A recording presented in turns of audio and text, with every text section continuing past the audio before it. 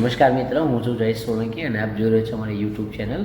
આજે આપણે વાત કરીશું લિથોટ્રિપ્સી કરાયા પછી શું કાળજી રાખવી અને કઈ કઈ બાબતોનું ધ્યાન રાખવું એના વિશેની આજે આપણે માહિતી આપીશું. તો સૌ પ્રથમ દર્શક મિત્રો, આપણે જણાવ્યા પ્રમાણે કે લિથોટ્રિપ્સી કર્યા પછી દિવસ દરમિયાન એવરેજ રોજનું 3 થી 4 લીટર પાણી પીવું પડતું હોય છે કે જેથી કરીને જ્યારે લિથોટ્રિપ્સી કરી હોય તો એ જે નાના નાના ટુકડા થયા હોય પથરીના, એ પથરીના રજકણો પેશાબના માર્ગમાંથી નીકળી જાય એના માટે દિવસનું 3 થી 4 લીટર પાણી પીવું પડતું હોય છે. તેમજ વધારે પ્રમાણમાં પાણી પીવો તો ફોર્સફુલી પેશાબ થાય અને બધો કચરો પેશાબના માર્ગ વડે નીકળતો હોય છે. દરેક પ્રકારના લિક્વિડ્સ તમે લઈ શકો છો, જેમ કે નારિયેળ પાણી છે, મોસંબી જ્યુસ છે, એ રીતે જે બી બધા લિક્વિડ્સ પ્રકારના ફોર્મ હોય, લીંબુ શરબત છે, છાશ છે, એ બધું તમે વધારે લો તો એ બધી વસ્તુ લિક્વિડમાં આવતી હોય તો જેથી કરીને વધારે પાણી અંદર આપણા શરીરમાં જાય તો એ પેશાબ માર્ગ વડે નીકળતી વખતે એ બધો કચરો પેશાબથી નીકળી જતો હોય છે. ઘણીવાર કેવું થતું હોય કે પેશન્ટો લિથોટ્રિપ્સી કરાવી લેતા હોય છે, પણ લિથોટ્રિપ્સી કરાયા પછી પેશન્ટો 1-2 દિવસ પાણી પીવે છે અને પછી પીવાનું બંધ કરી દેતા હોય છે. તો એવા સંજોગોમાં શું થાય કે સપોઝ પથરી આપણે કિડનીમાં તોડી હોય, શરૂઆતના દિવસોમાં પેશન્ટે પાણી વધારે પીધું હોય તો પેશન્ટ પથરી તોડેલી હોય, પથરી ધીમે ધીમે કિડનીમાંથી નીચે ઉતરતી હોય અને એના 2-4 દિવસ અઠવાડિયા પછી પેશન્ટ એમ કે હવે નીકળી જવાની છે તો પછી પાણી પીવાનું બંધ કરી દેતું હોય છે. તો એવા સંજોગોમાં શું થાય, પેશાબની નળી જેમ જેમ આપણા નીચેની તરફ તમે આવો ને પેશાબનો રસ્તો આપણો સાંકડો થતો હોય છે. તો ઘણી વખત એવું બનતું હોય કે પેશાબની નળીની અંદર બધી માટી અથવા તો એના રજકણ અથવા એના ટુકડા ફસાઈ જતા હોય છે. તો એ બધી વસ્તુ ફસાઈ ના જાય, ટુકડા નીકળી જાય, માટીના રજકણો પડ્યા ના રહે, એના માટે પાણી પીવું વધારે જરૂરી છે. સપોઝ તમે પાણી વધારે નથી પીતા અને ખાલી એવી આશા રાખો છો કે લિથોટ્રિપ્સી કર્યા પછી પથરી તૂટી ગઈ છે અને હવે નીકળી જશે, તો એવું નથી હોતું.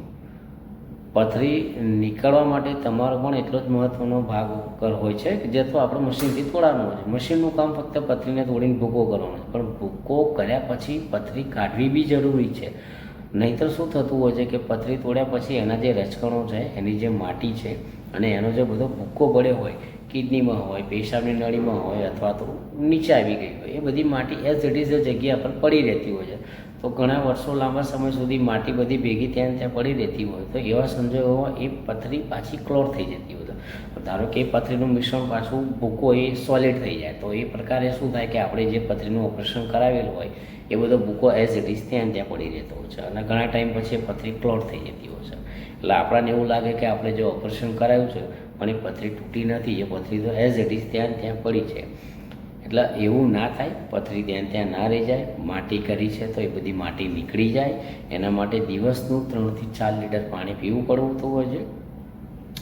બની શકે કે પેશાબ કરતી વખતે સામાન્ય તમને દુખાવો થાય, જ્યારે પણ પેશાબ કરો છો ત્યારે જ્યારે રજકણો નીકળતા હોય ત્યારે પેશાબ તમને વારંવાર થાય એવું તમને ફીલ થતું હોય છે.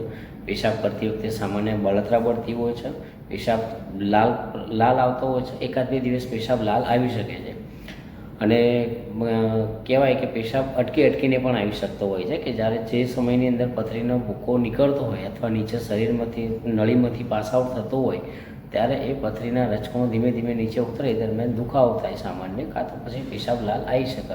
આ બધી વસ્તુ થઈ શકે છે અને નથી પણ થઈ શકતી. એટલે આવા બધા સંજોગોની અંદર એક વસ્તુ મહત્ત્વની એ છે કે આપણે દિવસ દરમિયાન 3 થી 4 લીટર પાણી પીવું જોઈએ.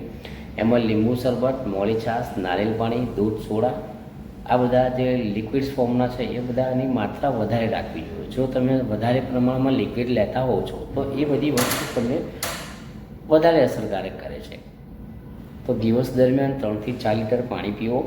લેઝર ઓપરેશન કરાયા પછી જો તમે એની યોગ્ય માહિતી તમને આપ્યા પછી તમે એનું યોગ્ય ધ્યાન નથી રાખતા તો તમે જે પથરી તોડાઈ હોય છે એ પથરી ફરી પાછી જે જગ્યાએ હોય છે ત્યાં ભેગી થઈ જવાની શક્યતાઓ રહેતી હોય છે. માટે તમને વારંવાર કહેવામાં આવે છે કે પથરીનું ઓપરેશન કરાયા પછી લેઝર, જેનાથી આપણે કિરણોની માધ્યમથી પથરી તોડી હોય, એ ઓપરેશન કરાયા પછી જો તમે પાણી ઓછું પીવો છો તો એ બધા રજકણ કિડનીમાં અથવા પેશાબની નળીમાં ભેગા થઈ જતા હોય છે.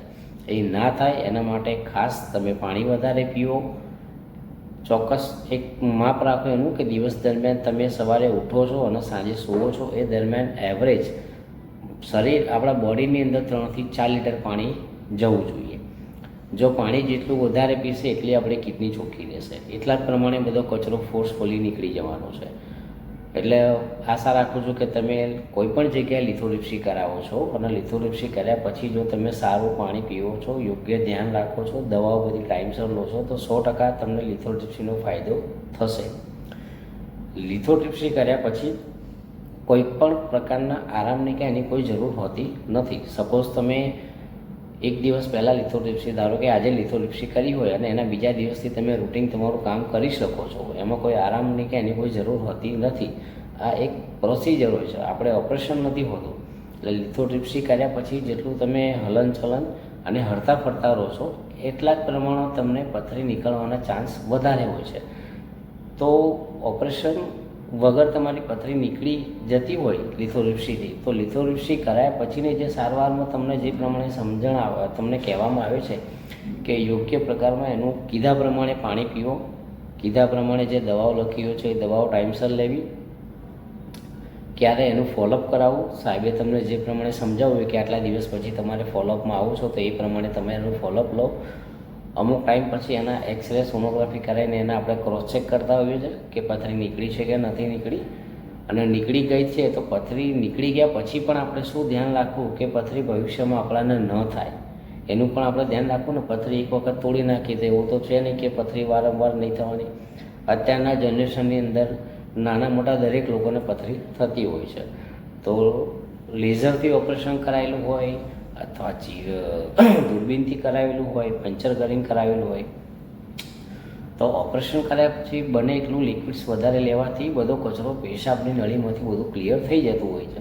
ખાસ કરીને હું ફરીથી તમને કહું છું કે લિથોટ્રિપ્સી કર્યા પછી પાણી વધારે પીવું, જેથી કરીને બધો કચરો ફોર્સફુલી નીકળી જાય, કોઈ જગ્યાએ એનો અટકાવ ના થાય. હા, એવું તમને હું ફરીથી કહું છું કે લિથોટ્રિપ્સી કર્યા પછીના 1-2 દિવસ એવું બની શકતું હોય છે કે પેશાબ લાલ આવતો હોય છે, પેશાબ અટકાઈને આવતો હોય છે, ધીમે ધીમે આ બધી તકલીફો થતી હોય છે. તો લિથોટ્રિપ્સી કર્યા પછી બને એટલું પાણી વધારે પીવું, જેથી કરીને જે જગ્યાએ આપણે પથરીનું ઓપરેશન કર્યું હોય લેઝરથી તોડે એ બધો કચરો પેશાબનો માર્ગ વડે બધો કચરો નીકળી જતો હોય છે.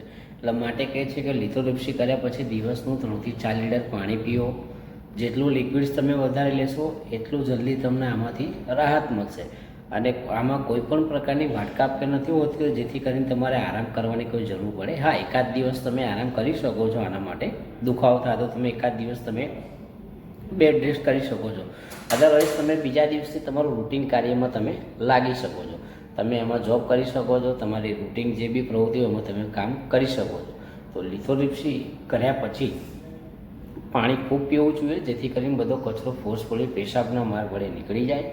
અને જમવાની અંદર ખાસ કરીને બીજવાળી વસ્તુ તમારે ઓછી ખાવી, જેમ કે ટામેટાં છે, રીંગણ છે, ભીંડા છે, કાકડી છે, જે પણ વસ્તુની અંદર બીજ આવતી હોય એ વસ્તુ ઓછી ખાવી. બંધ નથી કરવાની હોતી, પણ એની માત્રા તમે ઓછી કરી દો, જેથી કરીને એ જે બીજવાળી વસ્તુ હોય છે જેનાથી પથરી બનતી હોય છે એ બધી વસ્તુ તમને ભવિષ્યમાં નવી પથરી ના બને એના માટે એનું અત્યારથી તમે ધ્યાન આપશો તો તમે નવી પથરી નહીં થાય. અધરવાઇઝ કેવું હોય છે કે એક વખત પથરી બની ગઈ તો એ પથરી ગમે ત્યારે ફરી થઈ શકે છે. તમે ઓપરેશન કરાવો અથવા લેઝર કરાવો, તમે યોગ્ય સારવાર અને યોગ્ય સાવચેતી ન રાખો તો એ પથરી તમને ફરી રિકરન્સ થતી હોય છે. માટે કહીએ છીએ કે બને એટલું પાણી પીવો, બને એટલું લિક્વિડ્સ વધારે લો, બીજવાળી વસ્તુ છે એ બને એટલી ઓછી ખાવી, જેનાથી પથરી નવી ભવિષ્યમાં ના થાય. કેલ્શિયમવાળી વસ્તુ હોય છે, દૂધની બનાવટો, એની માત્રા થોડી ઓછી રાખવી કે જેનાથી પથરી ના થાય. ઘણી વખત એવું થતું હોય કે લોકો કેલ્શિયમની વસ્તુ, જાય કે દૂધ ને પનીરની વસ્તુ તમે વધારે ખાતા હોય તો એવા સંજોગોમાં શું થતું હોય કે કેલ્શિયમ વધારે જતું હોય શરીરની અંદર, તો એની પણ બની શકે છે કે તમને આડઅસર થાય, એની પણ તમને પથરી થઈ શકે છે. એટલે એ બધી વસ્તુ ખોરાક ઉપર બી આધાર રાખે છે, ખાલી લિક્વિડ નહીં પણ તમે સાથે સાથે તમે જે ખાણીપીણું હોય છે, તમે જે જમવાનું જમો છો એની પર બી તમે પૂરતું ધ્યાન આપો, ખાવા પીવાની વસ્તુ પર તમે ધ્યાન આપો અને પાણી વધારે પીવો. 2 વસ્તુની તમે સાવચેતી રાખશો તો તમે ક્યારેય પણ કોઈ જાતના પથરી માટે તમે હેરાન નહીં શકો. અને બીજું કે તમે કોઈ જાતની કોઈ ડૉક્ટરની તમને જરૂર નહીં પડે, કેમ કે જ્યારે પાણી વધારે પીશો, ખોરાક સારો ખાશો તો સ્વસ્થ રહેશો. સ્વસ્થ હશે શરીર તો તમારે કોઈ પણ જગ્યાએ જવાની જરૂર નહીં પડે હોસ્પિટલમાં. એટલે માટે કહીએ છીએ કે બને એટલું લિક્વિડ વધારે લો અને પાણી ખૂબ પીવો કે જે પથરીવાળા દર્દીઓની જે પથરી હોય એને નીકળવામાં મદદરૂપ થતું હોય છે. કોઈ પણ પ્રકારનું ઓપરેશન પથરીનું કરાયા પછી એની યોગ્ય સારવાર અને એની માહિતી તમને ડૉક્ટર આપતા જ હોય છે. એટલે હું તમને ફરી કહું છું વિડીયોના માધ્યમથી કે જે જગ્યાએ તમે ત્યાં ઓપરેશન કરાવો છો ત્યાંથી તમને યોગ્ય એની સારવાર અને એમની ઓપરેશન કર્યા પછી શું કરું શું ના કરું એની સંપૂર્ણ માહિતી તમને આપતા જ હોય છે.